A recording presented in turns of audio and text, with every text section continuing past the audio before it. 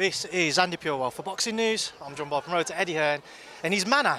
Eddie, this is a lovely little setup you have going on today. Yeah, I'm not sure how these press conferences turn into. Obviously, we've got the ball over there for Johnny Fisher. We've got a forged Irish stout tent. I should probably let me give a tour of.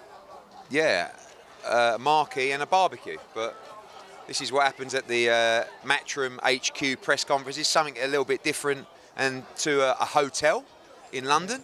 And thank you for joining us ahead of Fisher against Babic. Massive fight. Already sold 4,000 tickets. We're expecting around 7,000 in there at the Copper Box. Going to be absolutely wild, and a massive step up for Johnny Fisher. You mentioned massive step up, mate. Something people have wanted to see for Johnny in a while. For many, maybe a couple of leaps up from whatever level he's boxed at previously. What gives kind of a confidence it's the right matchmaking? Just time now. You know, he wanted to headline, and I think it's right for him to headline. I mean, he's been the biggest ticket seller in the country for a number of years now. But now we feel like we could do, in a fight like this with a great dance partner like Alan Babic, we feel like we could do 6,000 or 7,000. And it is a next gen. And to do those kind of numbers for a next gen is quite amazing. And it's going to take him on to the fights with Wardley and Clark and, you know, beyond that. So it's a dangerous fight, and you don't often see ticket sellers taking those kind of risks. But I feel like it's the right fight to show where he's at. And, you know, we got very fond memories of Alan Babic. He boxed here twice. He proposed over there on the lawn. And he's a great character, and he's a tough man, and it's a real fight. What do you expect to see? Obviously, we know what Alan Babic brings. So what does that bring out for Johnny? Johnny's the same. Johnny's not going to take a step back. Alan Babic cannot do anything else than come for straight war. Sometimes it's to his detriment, but Johnny's got to be ready. And if Alan Babic gets through the first 3-4 rounds, and you start going deep in this 8, 9, 10 rounds at Alan Babic's pace, it's going to be a tough night's work for Johnny Fisher, but we believe he'll come through. Eddie, obviously got Reece Bellotti and Levi Giles on the undercard. Just walk me through some of those fights. Yeah, Levi Giles mandatory for the Commonwealth title. It's a really good fight. Reece Bellotti never in a bad fight. Big step up for Maisie Rose as well, against Jasmina Zapatochka. And a good fight as well for John Hedges. Against Lewis Oakfield, very good fight, Southern Area title. And all of our top young stars coming through who haven't actually had the opportunity yet to fight in the capital. Jimmy Sains, Laylee Buttigieg, Georgia Vizioli as well. So good night of boxing, and looking forward to a massive run coming up. We've got no show this weekend, Soccer Raid. And then next week we're in Puerto Rico for our first ever event there. Subriel Matias against Paro, great fight. Back to Birmingham on the 22nd of June, unbelievable card there. 29th, Bam against Estrada in Phoenix. July 6th at the Copper Box, 13 boots. So it's like 5 weeks on the spin coming up. Just on the UK front, obviously you mentioned Tyler Denny, Felix Cash on the horizon. Other than this one, those, to my knowledge, are the only 2 UK ones that have been announced. When will people kind of expect? We have a big show coming in August, which we will announce. Hate to put a time frame on it, but hopefully by the end of next week. Big show, looks like Manchester Arena, the new Manchester Arena, and we'll announce that shortly. Of course, going into then Wembley in September as well. Are things becoming a little bit more difficult to put the shows together with the addition of Saudi as well? Kind of stretching the stable, if you will? Not really, but obviously the Saudi events, I know they're not in the UK, but they're on UK time zone. So effectively, you are putting fighters on there. That for a broadcaster, that kind of counts as a show. If that makes sense. They don't really look at it as, oh, it's not a UK show, it's on UK time zone, so it's part of the schedule.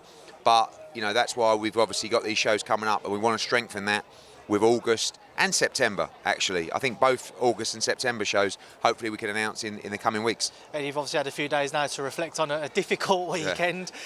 Looking back on it all, what are your takeaways now? You know, we say difficult. It was the most exciting event I've ever been involved with, honestly.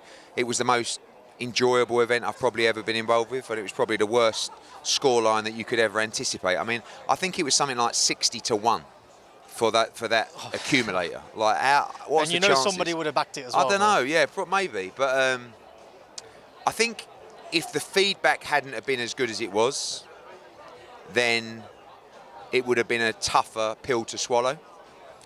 But it was such a great event that it made me feel better.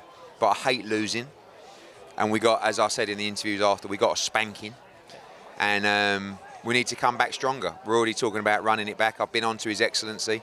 I said I want revenge ASAP, and that's in the works now for a bigger and better version of the 5v5. If this was a matter of maybe 2-3 years ago, I imagine that our post-fight interviews with Frank might have been a bit more entertaining. I think the thing is we're like looking at it. After the show, we went to His Excellency's for an immediate meeting, planning all the next fight dates. There's so much to do together that he still gave me a little bit of stick. It wasn't, but it was like, you're right, if it was 3 or 4 years ago, I mean, I would feel a lot differently about it. Frank would be probably gloating a little bit more, but at the same time, we're probably conscious not to go back to what it was. And it only takes one interview. It only takes someone to say something that might be unreasonable or to piss someone off and to stop this progression. So the rival, you saw us both. I mean, we're both going mental on the night, up and down, screaming and shouting, and I absolutely loved it. But we'll leave it to the likes of Andy Alien and the rest of the Queensbury team to rub it in, because apparently those boys got on the midnight flight home and they got so much stick, the Matchroom boys. I went a little bit earlier, so it was a little bit calmer. But I mean, you say that, but you sat next to Frank, so... Yeah, but it was like, we had a little bit of banter, but we were talking about what's next, you know, and that's really what we're focusing on, is keeping this progression going. You mentioned that next 5 versus 5. We saw the fights that this one had to offer. Where do you go with the next one? Just bigger and better. You know, I think that I only had one Brit on the team, and I think I would like to have more Brits on the next team. I think as well, we didn't, you know, when we made these fights, the aim of it was that every fight is a 50-50, right? So it wasn't like we put our star pound-for-pound fighters on the list of the top 5. We just wanted the best fighters available from that division in a fight that no one knew who would win. We weren't expecting to lose all 5, but you understand, like, Frank could have put fighters forward or fights forward that were easier fights for him, and myself vice versa, but that's not what it's all about. It was supposed to be one that goes down to the wire. Unfortunately, it didn't play out that way, but that's really what we want to do, is to make sure that every fight's competitive. It doesn't matter if it's a pound-for-pound great against a challenger in the top 15. They've got to be fights where you don't know the result. And unfortunately, the 60-1 accumulator done us up like a kipper. Eddie, Joshua-Dubois, obviously seen Frank's comments about those talks have not progressed, but are underway now. What can you tell me? Nothing really. There's nothing decided on AJ's next fight. I think, you know, I've seen Zhang on the list. I've seen Parker on the list. Dubois obviously on the list. You know, the aim for AJ is to recapture the world heavyweight title. So if there's an opportunity to fight for the IBF title, then Daniel Dubois would definitely be a front runner for that fight. But, you know, we'll speak to His Excellency.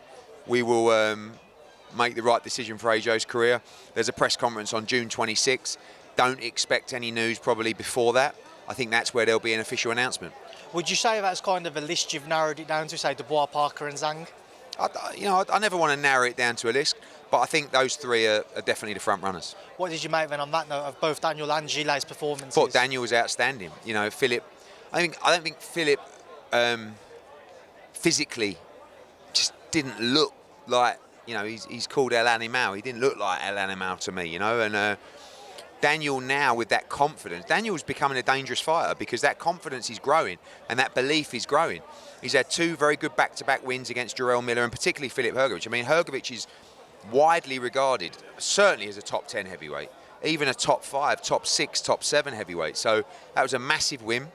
He took some good shots, kept coming, and broke Hrgovic's will, really. I know it was stopped on cuts, but he looked like he was on his way to stopping him legitimately, so he done extremely well. And the AJ could obviously sell us the majority of a stadium, regardless of who he fights, but do you feel like somebody like a Daniel Dubois, another British fighter who's been in against Alexander Usyk, is the one which would sell the best? It's a huge fight, you know, and also, if it's for a world heavyweight title, 2 Brits for a world heavyweight title at Wembley is a massive, massive show, but we'll see. For us, as I said, the World Championship is important, but we'll make a decision over the coming weeks. I have to ask on that IBF stance, do you think their kind of position might have changed because they had that long-standing mandatory in Filip Hrgović? Now he's lost, they don't have an overdue mandatory. Not really, because the mandatory's still due. It doesn't, you know, when he loses, it's not a new cycle of time. You know, the rule would have been is that the winner of Dubois against Hrgović is the mandatory challenger for Alexander Usyk. So, and for us as well, it could be the difference between Daniel Dubois getting the fight or not. You know, AJ against Dubois for no belt, he might prefer to do Parker, or he might prefer to do Zhang for the interim. But AJ against Dubois for the world heavyweight title, that changes the selection process. After the night, after Saturday about Eddie, a lot of people said, kind of, when the fight's there, make it, take it. We didn't get to see Joshua Wilder. Do you think we don't ever get to see that now? Yeah, we won't. I don't think we'll see it now, no. But, you know, of course, we like that fight. We probably should have made that fight. It's a long time ago. At the time, things happened and it wasn't possible. But, you know, we signed to fight the fight, what, nearly a year ago now? Unfortunately, never materialised because he lost. And, you know, if he won on Saturday, I think the fight would have been back on, but obviously he didn't. I just have to ask about a few things. Ennis-Crowley, he's not going ahead. What can you tell me? So Cody Crowley sent us a doctor's note last night to say there's an issue with his eye and he won't be ready to fight on July 13. We're going down the rankings with the IBF at the moment and we will announce his new opponent in the next 24 hours. So it will just be someone from the IBF rankings? Yeah. Also, Vergil Ortiz, he's searched for a new opponent. What can you tell me? Yeah, I mean, obviously that's down to His Excellency, how he wants that card to work out. August 3rd is fast approaching. There'll be some major announcements about August 3rd in due course.